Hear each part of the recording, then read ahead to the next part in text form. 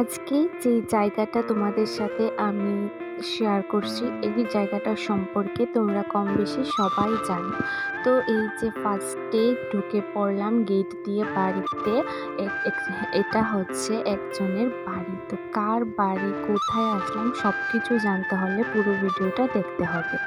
তো আজকে আমি এখানটায় এসেছি শরৎচন্দ্র চট্টোপাধ্যায়ের পৈতৃক ভিটেতে। আর এটা অবস্থিত, তোমরা সবাই জানো, পশ্চিমবঙ্গের হুগলি জেলার দেবানন্দপুর গ্রামে। তো এইখানটায় ওনার জন্ম হয়েছিল আর ছোটবেলা উনি এখানেই কাটান। তারপর চলে গেছে কলকাতাতে, কিন্তু এই বাড়িটা এখন গভর্নমেন্টের আন্ডারে আছে আর বাড়িটা এখন খালি পড়ে থাকে। অ্যান্ড তোমরা চাইলে তোমরাও গিয়ে দেখতে পারবে। আর এটার সামনে রয়েছিল একটা লাইব্রেরি, তো ওটা আর আমি ক্যাপচার করতে পারিনি। তো কেমন লাগলো আজকের ভিডিওটা অবশ্যই কমেন্ট করে জানাবে। যেহেতু জায়গাটা খুবই ছোট্ট, তাই ছোট্ট করে একটা ভিডিও তোমাদের সাথে আমি দেখিয়ে দিলাম।